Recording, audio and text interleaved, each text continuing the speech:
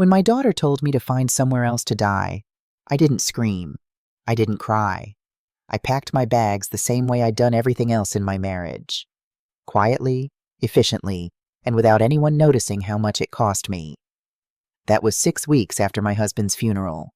2 months later, I was sitting in a lawyer's office holding documents that changed everything. But I'm getting ahead of myself. You need to understand who I was before you can understand who I became. My name is Eleanor Hayes. I'm 67 years old. And this is the story of how I went from homeless widow to the woman holding all the cards. Because, honey, this story has more twists than anyone saw coming, including me. The man I built my life around, Richard James Hayes, was not a perfect man. He was traditional in the way that men of his generation often were, certain that he knew best, occasionally patronizing about money, and completely convinced that his way of organizing a bookshelf was the only logical way. He drove me absolutely crazy for 43 years.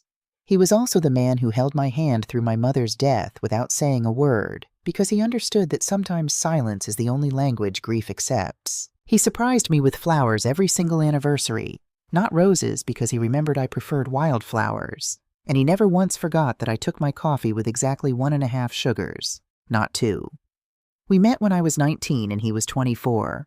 I was in my second year of college, studying art history, certain I was going to work in a museum somewhere beautiful. Richard was just starting his consulting firm, full of ideas and ambition, and a smile that made it very hard to think clearly. I left college to marry him. At the time, it felt like a choice. Looking back, I understand it was the first in a long series of quiet surrenders I made for people who never fully understood what I was giving up. We had one child, Diane. I worked part-time jobs through Diane's entire childhood, tutoring, bookkeeping for small businesses, anything that fit around school pickups and Richard's dinner schedule, while he built his company into something substantial. By the time Diane graduated high school, we were comfortable. By the time she finished her MBA, we were wealthy. And somewhere in those years, I became invisible. Not dramatically, not all at once. It happened the way most losses happen in a long marriage. So slowly you don't notice until you go looking for yourself and find very little left. I stopped being Eleanor, the woman with opinions and dreams, and became Eleanor the wife, Eleanor the mother, Eleanor the one who remembered to call the plumber and buy birthday cards and make sure Richard's shirts were pressed for important meetings. I didn't resent it. That's the honest truth. I loved my life. I loved my home. I loved the man who filled it, flaws and all. What I didn't fully see was what was happening to my daughter. The girl Richard made and the woman she became, Diane was Richard's princess from the moment she was born. He adored her with a completeness he never quite managed with me, openly, demonstrably, in the way fathers sometimes love daughters because they don't have to be careful about it. She grew up knowing she was exceptional, and in many ways, she was. Diane was brilliant, genuinely brilliant, the kind of person who walked into a room and immediately understood its power dynamics. She was charming when she needed to be, and she married Brandon Caldwell, an investment banker from a good family, who was handsome and successful, and who looked at Diane the way Richard had always looked at his company, like she was his most valuable asset. I loved Diane. I want to be clear about that, because what comes next is difficult, and I need you to understand that none of it came from a place of coldness on my part. I loved my daughter the way you love something that grew inside your body, that you would have died for without blinking. But love doesn't make you blind, not when you're paying attention. Diane had always talked over me at dinner. Small thing. Small. She had always rolled her eyes when I offered opinions about money or investments. Mom, you don't really understand how this works. And directed her real conversations to Richard or Brandon. She had always treated me with the specific impatience that competent people sometimes show toward those they've decided aren't worth taking seriously. I told myself it was generational. I told myself she was busy. I told myself a lot of things. Richard watched all of it from across the dinner table. I know that now. At the time, I thought he was just eating his pot roast.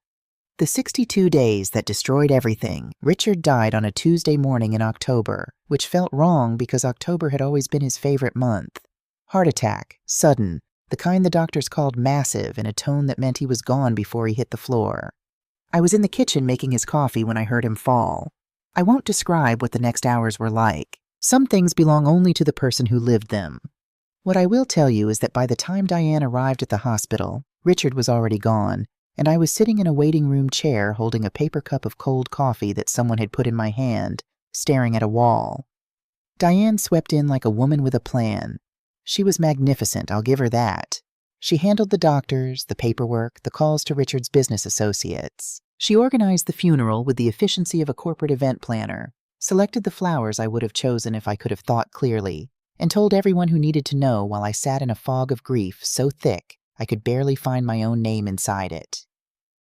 "Mom, you can't possibly manage that big house alone," she said, 3 days after we buried my husband. Her voice was warm, carefully calibrated to sound like concern. "The stairs, the maintenance, all those memories. It's not healthy." I let her move into the guest room to help me.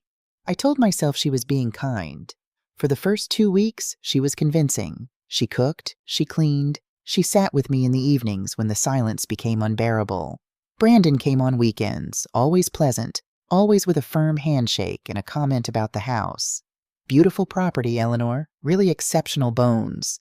That I didn't understand until later was the sound of a man calculating square footage. Then the brochures started appearing, first on the kitchen counter, then on the coffee table.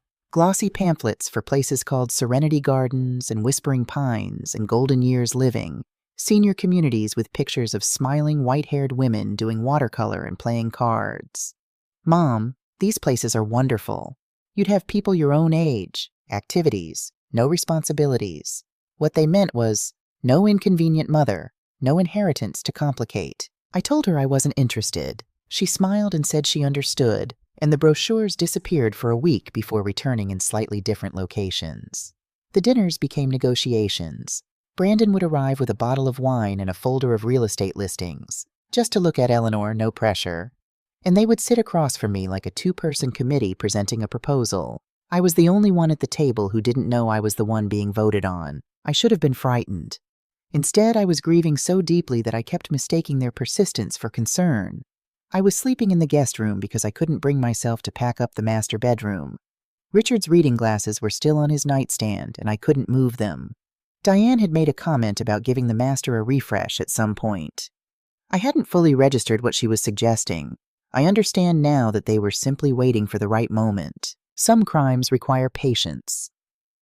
The Tuesday everything ended, they arrived on a Tuesday, exactly 6 weeks after Richard's funeral, on the same day of the week he had died, which I have since decided was not a coincidence. Diane and Brandon stood in my foyer with 2 large suitcases and a manila folder, not their usual weekend bags. Moving bags. "Mom, we've made a decision." Diane's voice was bright, decisive, the voice she used in boardrooms. "Brandon got the promotion he's been waiting for, and we need to be closer to the city immediately. This house is perfect for us. The commute, the space for the kids, it just makes sense." I looked at the suitcases, then at my daughter's face, then at Brandon, who was looking at a spot just above my left shoulder with the careful focus of a man who had rehearsed this conversation. "Move in," I said slowly, "but this is my home." Diane's face did something I had never seen it do before. The warmth switched off, not gradually, like a light. One moment it was there, the next it wasn't, and what replaced it was something I can only describe as calculation in its purest form. "Actually, Mom, according to Dad's will, I inherited everything." She said it the way you'd explain a simple math problem to someone slow. The house, the investments, all of it. "I've been letting you stay here out of kindness, but it's time for you to find your own place." The room tilted. "Diane, surely there's been some mistake." "There's no mistake." She opened the manila folder and held up a document. It had Richard's signature at the bottom. "Dad knew I'd take better care of his legacy than you ever could. You never understood money or investments, Mom. You were just the wife. Just the wife. 43 years. 3 words. I want to tell you that I said something powerful in that moment. That I found the right words to cut through her certainty the way she had cut through mine. But the truth is that I stood in my foyer. The foyer I had mopped and decorated and stood in for 4 decades. And I felt nothing except a strange, distant numbness, like the feeling after a tooth is pulled when the anesthetic is still working, but you know the pain is coming. "Find somewhere else to die, Mom." She said it quietly, almost gently, the way you deliver bad news to someone you've already emotionally disconnected from. "You're useless now." The packing I packed in silence. This is the part people always find hard to believe, that I didn't argue, didn't demand, didn't call a lawyer or a friend or the police. But grief does something to a person's fight. It doesn't remove it permanently. It just temporarily relocates it somewhere you can't find in a hurry. I took my clothes. The box of photographs from the hall closet, 43 years of Christmases and vacations, and one blurry photo of Richard and me on our wedding day, taken by his college roommate who didn't know how to focus a camera. My mother's ring. 3 of my own paintings that had been hanging in the hallway since 1987. Diane stood in the doorway of the bedroom while I packed, checking her phone. "There's a nice senior complex on Maple Street," she offered. Her voice had recovered its warmth, the way an actor steps back into character after a break. "Very affordable. I'm sure they have openings." Brandon loaded my 2 suitcases into their BMW with the brisk efficiency of a man disposing of something that no longer held value. "You'll love having your independence again, Eleanor," he said, not quite meeting my eyes. No more worrying about maintenance or property taxes. No more home, he meant. They drove me to the Sunset Inn, $49 a night, thin walls, thinner towels, carpet the color of a place that had stopped trying. Diane handed me $200 in cash at the door of my room, folded neatly, the way you'd tip a hotel maid who had done an adequate job. "This should cover you for a few days while you get settled," she said. "I'll have Brandon transfer some money into your account once we sort through Dad's paperwork." Some money, from my own inheritance, while my daughter was about to collect $33 million. She drove away. I stood at the window of room 114 and watched the BMW's taillights until they disappeared. The thought that wouldn't leave. The bed sagged in the middle. The heater made a sound like an elderly man clearing his throat. The parking lot light bled through curtains that didn't quite meet in the middle, laying a strip of yellow across the floor. I sat on the edge of that mattress for a long time, and something started bothering me. Not the cruelty. I had felt the full weight of that already, and it had settled into my chest like a stone. What bothered me was a detail. A specific factual detail that sat in my memory like a splinter, small and sharp and impossible to ignore. Richard had shown me his will. Not once. Several times. He was that kind of man. Meticulous to the point of obsession about important documents. And he had always believed that I should understand exactly what our plans were. "You need to know this, Ellie," he'd said, using the nickname nobody else used, sitting beside me at the kitchen table with the document spread out between us. "Not because you need to manage it, because you deserve to understand it." I remembered that afternoon clearly. I remembered what the document said. It did not say what Diane had shown me. Richard Hayes was not a cruel man. He was complicated, sometimes difficult, occasionally maddening, but not cruel. The man who had held my hand through my mother's death, who had driven 40 minutes in a snowstorm to bring me soup when I had the flu, who had cried exactly once in our marriage, at our daughter's birth, and then been embarrassed about it for a week. That man did not cut his wife of 43 years out of his estate and leave her with nothing. That man also had a habit, which I suddenly remembered with startling clarity, of recording important conversations on the small digital recorder he kept in his top desk drawer. "Just to make sure the truth stays accurate," he'd told me once when I'd asked why. Sometimes memories are unreliable. Documents are better. I thought about George Whitfield, the attorney who had handled our legal affairs for nearly 20 years, who had been at our house for dinner more times than I could count, who sent us a Christmas card every year with a handwritten note because he was that kind of old-fashioned man. If anyone knew the truth, it was George. The decision, I didn't sleep. I lay in that narrow bed in that $49 room, and I thought about 43 years. About the woman I had been at 19, full of ideas about art and museums and a life that belonged to her. About the woman I had become, capable, steady, invisible. About the strange fact that Diane had called me useless. Useless.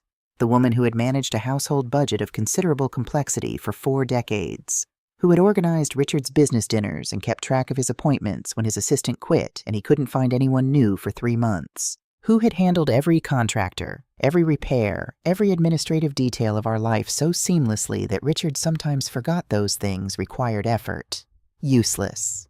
I sat up at 4:47 in the morning and something shifted in my chest. Not anger. Not yet. Something quieter and more dangerous than anger. Something that felt, after a long night of thought, remarkably like clarity. Diane had made a mistake, not the cruelty. The cruelty was real, and I would carry the weight of it for a long time. The mistake was smaller and more consequential. She had assumed that 67 years of being overlooked had made me incapable of fighting back. She had confused quiet with defeated. I got up. I washed my face with the thin motel soap. I put on the same clothes I'd worn the day before because I hadn't thought to pack a nightgown. And I used the motel's Wi-Fi to find the bus schedule to George Whitfield's office downtown. He opened at 9. The bus cost $2.75. I had $200 and a memory that my daughter had underestimated. Diane thought she had pushed a pawn off the board. She had no idea the pawn had been watching the game for 43 years. When the pawn becomes the queen. George Whitfield's office was on the 14th floor of a building that had been considered modern in 1987 and had since settled comfortably into dignified irrelevance, the way certain things do when they stop trying to impress anyone. The receptionist, a young woman with reading glasses pushed up into her hair, looked at me with the particular expression people reserve for the elderly who appear without appointments. "Mrs. Hayes to see Mr. Whitfield," I said. "Regarding my husband's estate." The expression shifted. She picked up her phone. 30 seconds later, she was walking me down a carpeted hallway with considerably more urgency than she'd shown when I walked in. What George Whitfield's face told me before he said a word. George was 72 years old, silver-haired, with the kind of steady eyes that came from 4 decades of sitting across from people in the worst moments of their lives. He was a man who had heard everything and was surprised by very little. When I walked through his door, he looked surprised. Not at seeing me, at the fact that it had taken this long. "Eleanor." He stood immediately, which George only did for people he genuinely respected. "My dear, I've been trying to reach you for weeks. I called the house several times, but Diane said you were traveling, resting somewhere. She said you were too overwhelmed to speak with anyone." I sat down in the leather chair across from his desk. Outside the window, 14 floors below, the city moved in its ordinary Thursday morning way, completely indifferent to the fact that my life was in the process of being reassembled. "George," I said, "I have been sleeping in a motel on Route 9 for the past 3 days. My daughter handed me $200 and suggested I look into a senior facility on Maple Street." He sat back down. Slowly. "Tell me everything," he said. So I did. I told him about the manila folder, the document with Richard's signature, Diane's announcement in my foyer, Brandon loading my suitcases into the BMW. I told him about the $200 and the Sunset Inn and the carpet the color of a place that had stopped trying. I told him all of it in the same measured, factual tone I had used when explaining things to contractors and accountants for 40 years, clearly, completely, without editorial. When I finished, George Whitfield's face had gone through several distinct phases, the way weather moves across an open plain. Confusion, recognition, something that might have been fury if he had been a less disciplined man. He reached for a thick file folder on the credenza behind him. His movements had the particular urgency of someone who has just understood that time already wasted cannot be recovered. "Eleanor," he said, "there was a reading of Richard's will. You were supposed to be there. I waited for you. Diane told me you were too distraught, that she would handle everything and ensure you received your inheritance. I gave her the original in 3 copies. I was never told about any reading. I know that now." He opened the folder. "And what Diane showed you was not Richard's will. The real will, the document George placed in front of me, was 12 pages long. I recognized Richard's handwriting in the margin notes. Little clarifications he'd added in his precise architectural script. I recognized his signature at the bottom, witnessed and notarized, dated 14 months before his death. George read it aloud. I had asked him to.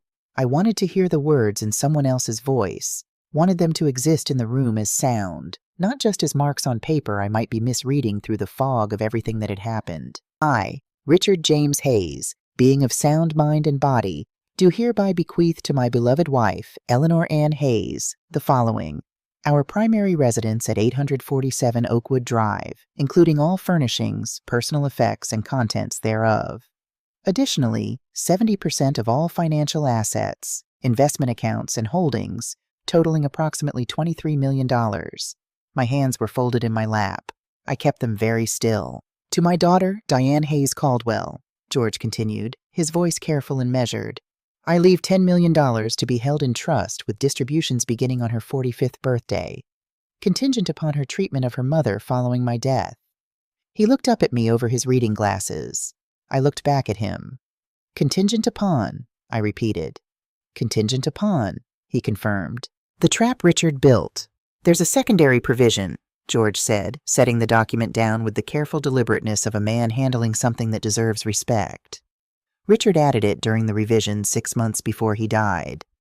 I'll read it exactly as he wrote it. Should Diane Hayes Caldwell fail to treat Eleanor Ann Hayes with dignity, respect, and material consideration in the period following my death, including but not limited to providing adequate housing, financial support commensurate with the estate's value, and inclusion in all legal proceedings pertaining to said estate, the $10 million designated for her trust shall revert in full to Eleanor Ann Hayes. Should Diane Hayes Caldwell actively deceive Eleanor Ann Hayes regarding the contents of this will, or take actions designed to deprive Eleanor Ann Hayes of her rightful inheritance, the same provision applies.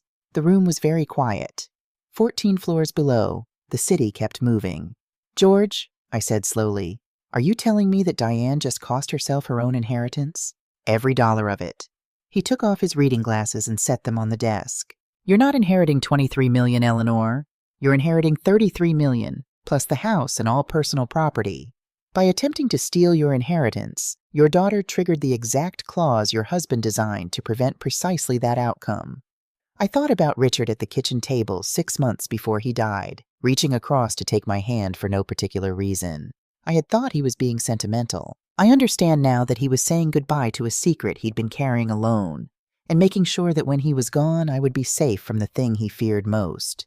He had known. He had known exactly what Diane was capable of, and he had spent the last 6 months of his life building a fortress around me out of legal language. He never told me, I said. He told me. George's voice was quiet. He said he didn't want to change your behavior, or Diane's, before his death. He wanted to see who she would choose to be when she believed no one who could stop her was watching. We sat with that for a moment. What do I do now? I asked. George Whitfield, who had been a lawyer for 40 years and had heard everything and was surprised by very little, smiled at me with an expression of profound satisfaction. Now, he said, we call the police about the fraud, and then we call Diane and inform her that she's about to receive the shock of her life. Operation Justice Detective Patricia Brennan arrived at George's office within the hour. She was 44 years old, practical-looking, with the air of someone who had been lied to professionally for long enough that she could identify it from across a room. She reviewed the documents, made 3 phone calls, and had the wheels in motion before my coffee went cold. The forged documents are sophisticated, she said, spreading photocopies across George's conference table. This isn't amateur work. Someone with specific knowledge of legal formatting created these. Brandon works in finance, I said. He has contacts at printing firms. We'll pull his professional records. She looked at me directly. Mrs. Hayes, what your daughter and son-in-law have done is elder fraud. It's a federal offense. Are you prepared to pursue this fully? I thought about the Sunset Inn. I thought about $200 folded like a tip. I thought about find somewhere else to die. Detective Brennan, I said, I have been quiet for 67 years. I am done being quiet. Within 2 hours, every account Diane believed she controlled had been frozen. Her credit card, linked to the investment accounts she'd transferred into her name, was declined at a furniture store at 2:47 in the afternoon. I know the exact time because Detective Brennan told me later, with the small, precise satisfaction of a professional watching a case come together exactly as planned. My phone rang at 3:47 p.m. Diane's name on the screen. Mom. Her voice had the bright, effortful quality of someone performing calm over panic. There seems to be some kind of mix-up with the bank accounts. They're saying Daddy's assets are frozen. Hello, Diane. I was sitting in George Whitfield's leather chair, and I felt remarkably comfortable there. I'm sitting in George's office. You remember George? Daddy's attorney, the one who read the real will to an empty room while you told him I was on vacation. Silence. Mom, I don't know what you think you found, but I found that you forged legal documents, I said. I found that you committed fraud.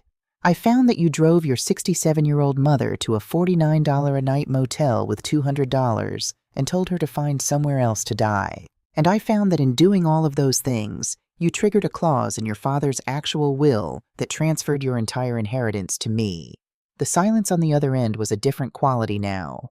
Denser. Mom, you're confused. The grief has been overwhelming, and someone is obviously... Detective Brennan is sitting across from me if you'd like to discuss your concerns with her directly. Diane hung up. Brandon called 4 minutes later. I let it go to voicemail. George played it on speaker so Detective Brennan could hear it. Brandon's voice was the voice of a man attempting to sound reasonable while standing at the edge of a cliff. Eleanor, surely we can resolve this privately. Diane made some poor decisions, but involving the police seems excessive. Perhaps we could meet somewhere and discuss this like adults. He called you Eleanor, George observed after the message ended. Not Mrs. Hayes. He always did, I said.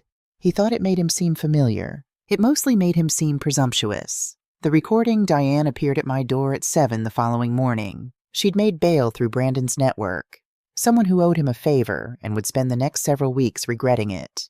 She looked like a woman who had aged 5 years overnight. Her hair, which she always wore in a precise dark blonde arrangement, was pulled back badly. Her eyes were red-rimmed. She was wearing the same clothes she'd been arrested in, which told me everything about the kind of night she'd had. I opened the door but didn't step back to let her in. Mom, her voice cracked on the single syllable. Please, we need to talk. We talked 2 days ago, I said. You told me to find somewhere else to die. I made terrible mistakes. I know that. But I'm still your daughter. She said it the way people say things they believe are self-evidently true, as if the biological fact of our relationship was an argument that superseded everything that had happened between us.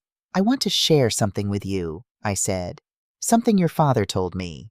I reached into my cardigan pocket and took out my phone. The digital recording file was labeled with a date, 6 months before Richard's death. He had sent it to George's secure server with instructions to be given to me if I ever needed to play it for Diane. George had transferred it to my phone the previous afternoon. Richard's voice came through the small speaker, filling the morning air between us. Clear, measured. The voice he used when he wanted to be certain he was understood. Diane, if you're hearing this, it means my fears about your character were justified. I hoped I was wrong. I spent 40 years hoping I was wrong. But if your mother is playing this recording, it means you've proven me right in the worst possible way. Diane went absolutely still on my front porch. I watched you treat your mother for 40 years, he continued. I watched you talk over her at dinner and dismiss her opinions and treat her the way people treat things they've decided have no value. I let it happen because I didn't know how to address it without making things worse, and that is my failure, not hers. Your mother left college for me. She worked part-time jobs through your entire childhood so we could pay your tuition while I built this company. She gave up a career, postponed her education, and poured herself into taking care of a family that did not always deserve the quality of her attention.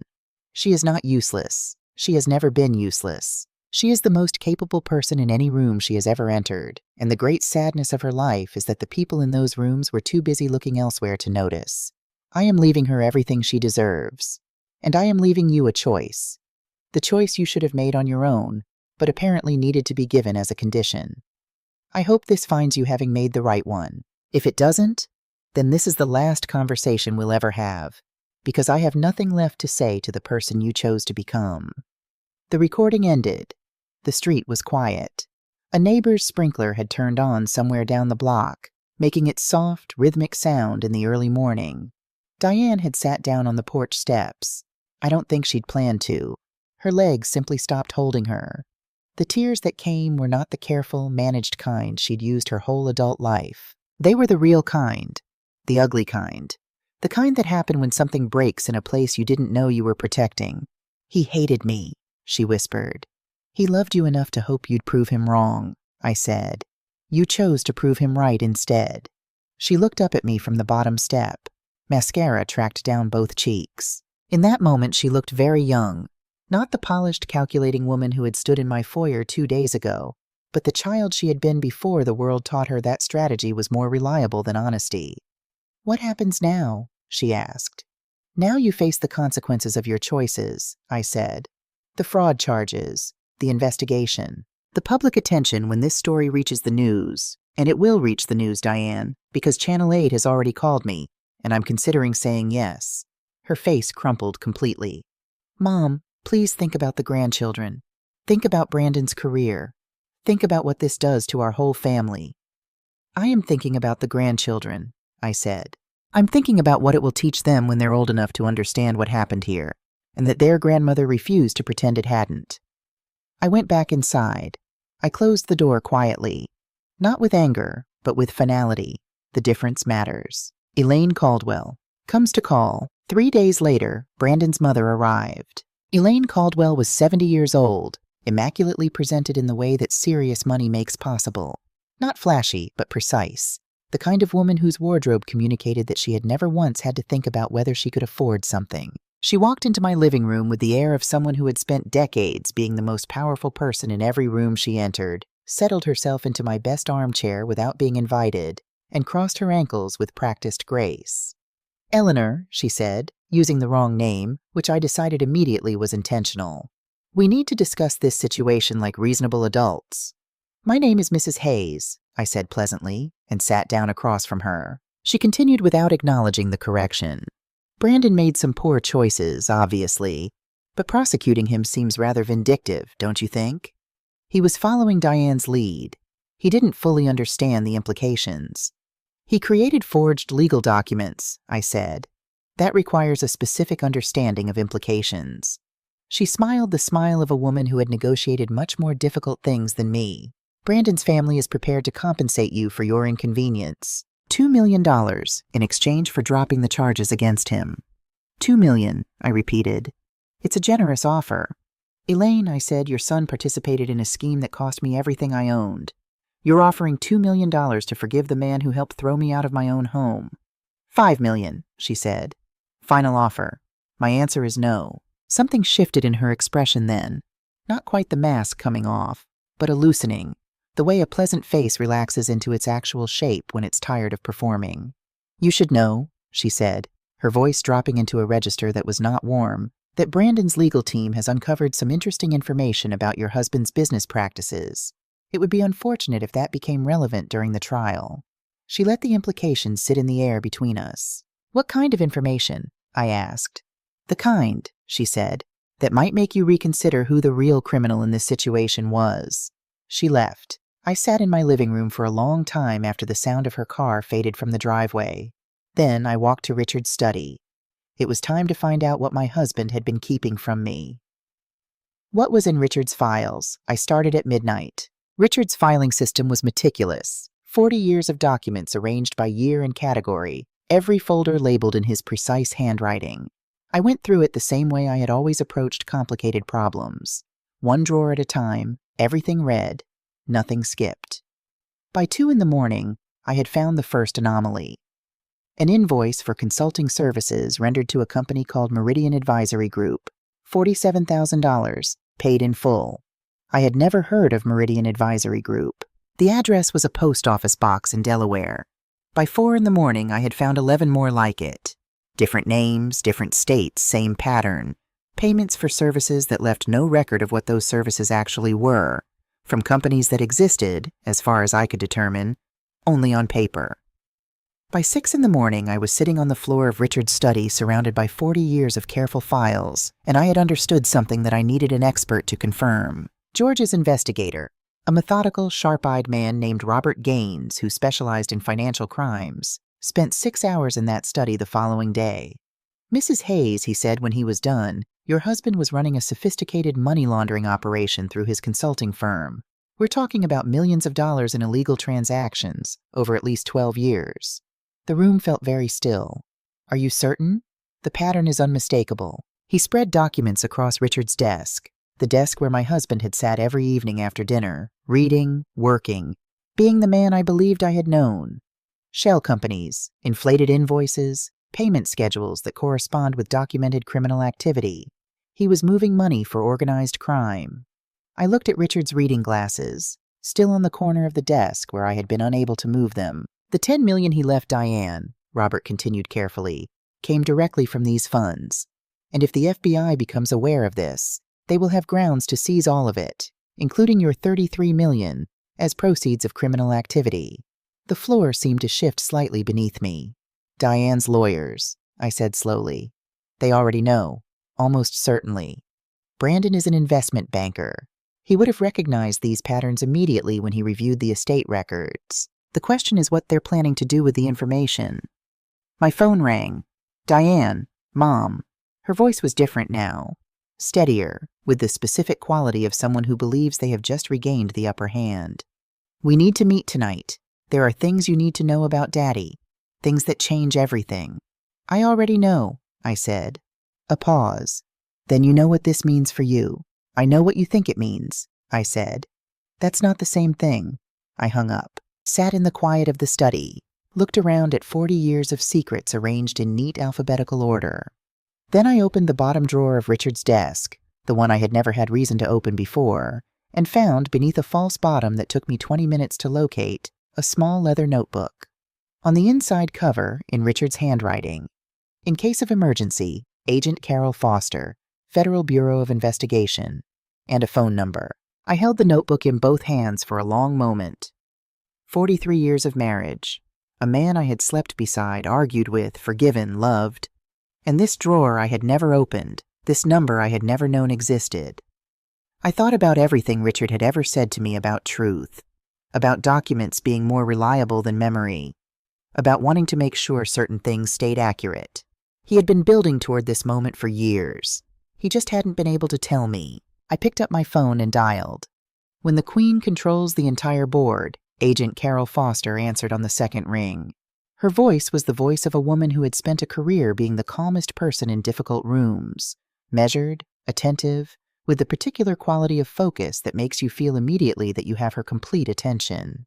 Mrs. Hayes, she said, after I had told her who I was and where I had found her number. I was wondering when you'd call. You knew about me. We've known about your husband's operation for years, she said. We've been monitoring the estate proceedings carefully since his death. When your daughter made her move, we had a decision to make about timing. What kind of decision? The kind that involves making sure the right person calls us first. A brief pause. Mrs. Hayes, I need you to come in. There are things about your husband that you deserve to hear directly from us, and there are things we need from you in return. Are you available tomorrow morning? I looked around Richard's study, at the files spread across his desk, at the leather notebook in my hand, at the reading glasses I still hadn't been able to move. Agent Foster, I said. I've been available for 43 years. Nobody asked. We're asking now. Then I'll be there at 9. The truth about Richard Hayes. George Whitfield's conference room had become, in the past week, a courtroom, a command center, and a confessional. Now it was the place where the last piece of the story I'd been living without understanding finally fell into position. Agent Carol Foster was 51 years old, with short dark hair and the stillness of a person who had learned that silence often produces more information than questions. She sat across from me with a file folder thick enough to suggest years of accumulated work, and she looked at me the way you look at someone before delivering news you know will rearrange everything they think they know. George sat beside me. I had asked him to come. Mrs. Hayes, Agent Foster began, before I tell you about your husband, I need to ask you directly. Did you have any knowledge of or involvement in the financial activities conducted through Richard Hayes Consulting over the past 12 years? No, I said. I believe you, she said, and the evidence supports that. But I needed to ask on the record. She opened the folder. Your husband was not a money launderer, Mrs. Hayes. He was a federal informant, one of the most productive long-term undercover cooperators this office has ever worked with. The man I married was someone I never fully knew 12 years before his death, Agent Foster explained. Richard Hayes had made a mistake. Not a monstrous mistake, but a significant one. A business transaction he had not fully investigated. A consulting contract that turned out to have connections to organized crime that he hadn't known about until the money had already moved. By the time he understood what he had stepped into, he was in deep enough that walking away was not a simple option. He had two choices. Wait to be caught, or come forward. Richard Hayes came forward. He walked into our field office on a Tuesday morning, Agent Foster said, with a complete record of every transaction he'd been involved in, a list of every contact he'd been given, and an offer to continue operating, under our direction, as a means of building a case against the Hargrove organization. The Hargrove family. A name I had never heard. A criminal network operating across 7 states, using legitimate businesses to move money generated through enterprises I did not ask Agent Foster to specify. Richard had become, without intending to, one of their most useful fronts, and then, with complete intention, one of the FBI's most valuable assets inside them. For 12 years, Agent Foster continued, your husband provided us with financial records, transaction logs, and testimony that directly contributed to 47 arrests and the seizure of over $200 million in criminal assets. He did this while maintaining his cover completely. No one in the Hargrove network ever suspected him. And no one told me, I said. The operation was classified at the highest level. Richard insisted on one condition when he agreed to cooperate, that you never be put in a position where you might be questioned about his activities. The only way to guarantee your protection was to keep you entirely uninformed. He was protecting me, I said. From the beginning, every decision he made about how to structure the operation was designed with your protection as the primary consideration. The $33 million, George said quietly, from beside me. Legally obtained, Agent Foster confirmed. A percentage of the seized assets was authorized as payment for Richard's cooperation. Standard protocol for long-term informants at this level.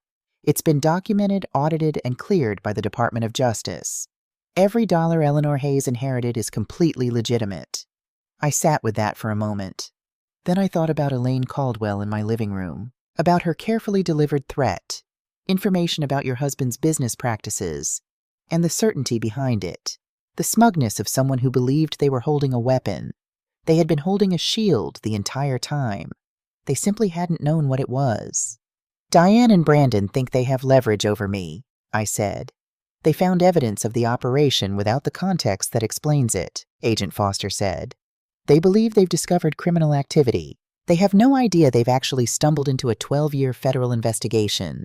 The information they're planning to use against you would, if brought into open court, exonerate your husband completely and hand us the last pieces of evidence we need to close the Hargrove case. The irony was so complete that for a moment I couldn't speak. Diane had tried to steal my inheritance through fraud. When that failed, she had tried again through blackmail, using information that would have given me everything, if she had only understood what she was holding. My daughter, who had spent 40 years treating me as someone too simple to understand complicated things, had been outsmarted by the very complexity she believed I couldn't navigate. Agent Foster, I said when I trusted my voice again, what do you need from me? We need them to say it out loud. The extortion attempt, the blackmail threat, the full scope of their plan. We have the fraud and the forgeries.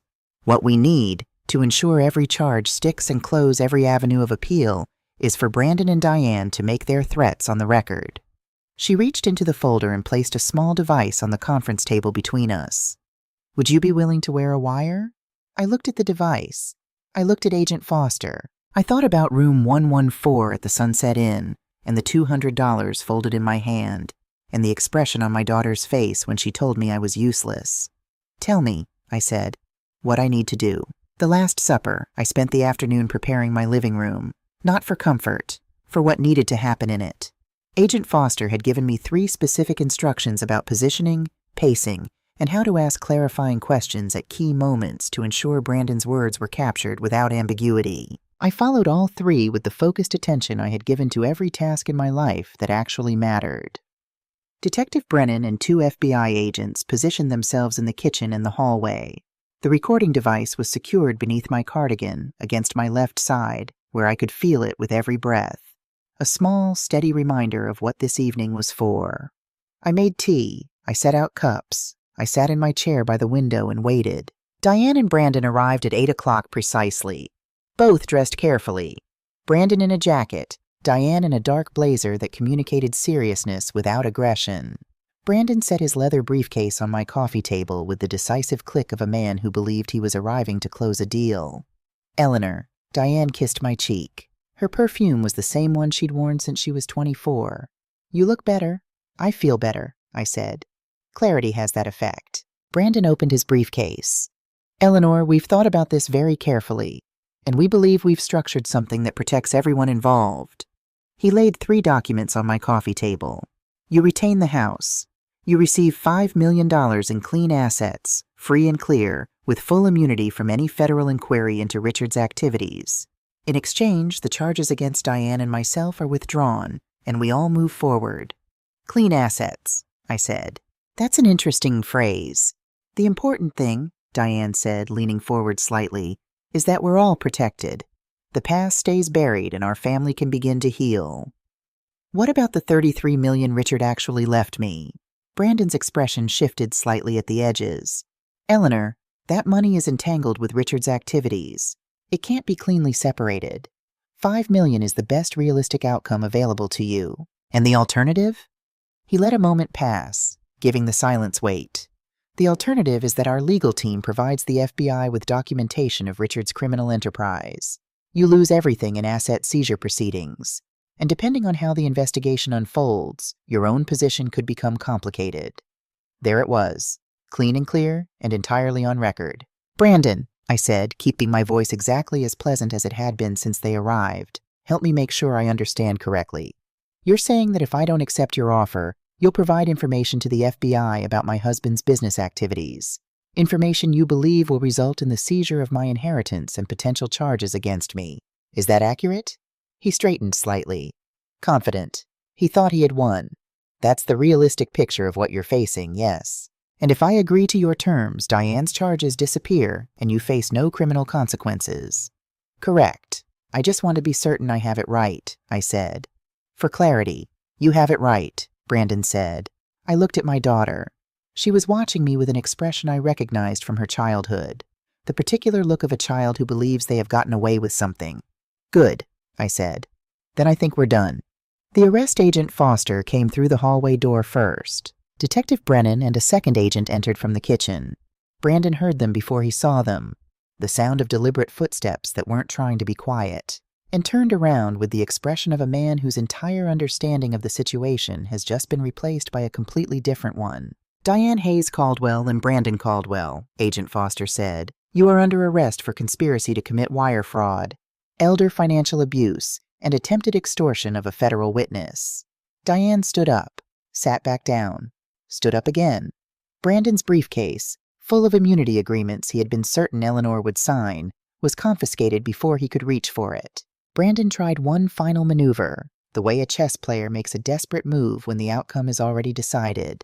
Eleanor, you don't understand what you've done.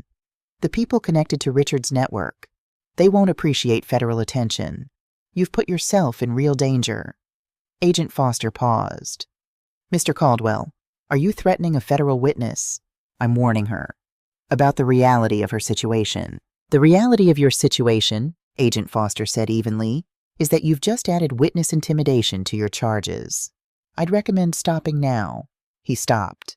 Diane was handcuffed in my living room, in the room where she had opened her birthday presents, where she had told me about Brandon's proposal, where she had sat across from me at Christmas for 20 years, and she looked at me with an expression I had never seen on her face before. Not anger, not calculation, something rawer than either. Mom, she said, how could you do this? I had thought about this moment. I had known, with the particular knowledge that comes from 42 years of watching someone, that she would say exactly that. The same way you did it to me, Diane, I said quietly. Except my way is legal.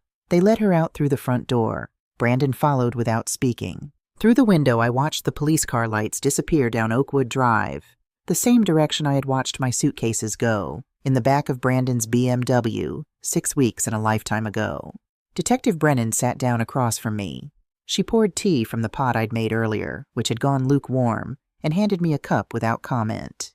Mrs. Hayes, she said, are you all right? I held the cup in both hands. I honestly don't know yet, I said. Ask me in a week. She nodded, as if that was the most reasonable answer she'd heard all day. The letter Richard left, 3 weeks after the arrests, on a Thursday morning, a FedEx envelope arrived at my door. The return address was the FBI's field office downtown. Inside was a smaller envelope, cream-colored, the good stationery Richard saved for important correspondence, with my name on the front in his handwriting. Beneath it, a note from Agent Foster. We found this in a secure deposit held at the federal building, with instructions to be delivered to you after the investigation concluded. He left it 2 years ago. I'm sorry it took this long to reach you. I carried the envelope to the art studio. The room had been Richard's study for 30 years. In the weeks since the arrests, I had painted the walls the color of morning light, a warm, pale gold that shifted with the hour, and replaced his heavy desk with a long work table where my paints and canvases were arranged in the organized chaos of someone who had finally given herself permission to make a mess. Richard's reading glasses were on the windowsill. I had moved them there from the desk. I wasn't ready to put them away, but I had been able to move them. That felt like progress. I sat down at my work table with the envelope in front of me. I won't pretend I wasn't afraid to open it. Not of what Richard might say, but of hearing his voice again in that specific, irreversible way that written words carry it.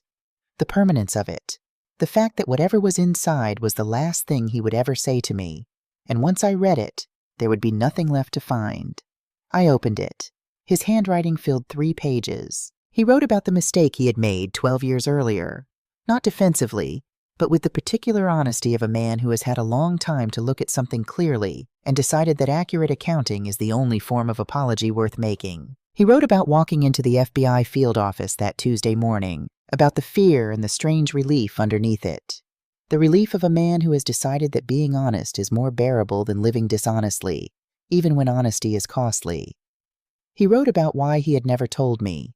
I told myself it was to protect you, he wrote, and that was true. But it was also true that I was ashamed, Ellie.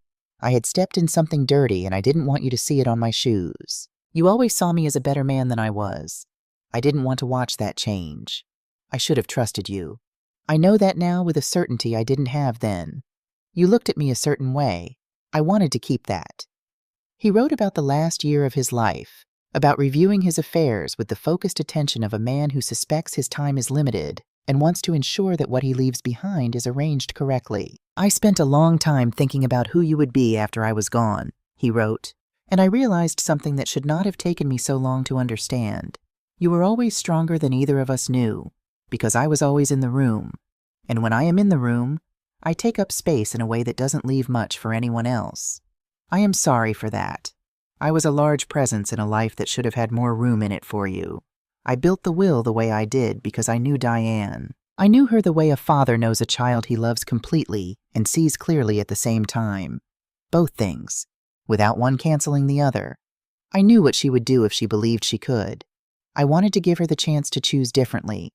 I also wanted to make sure that if she didn't, you would be all right. You are going to be more than all right, Ellie. I have always known that. I just should have said it more while I was there to say it. The studio is yours now. Paint something for yourself for once. Not for the house. Not because it looks good in the hallway.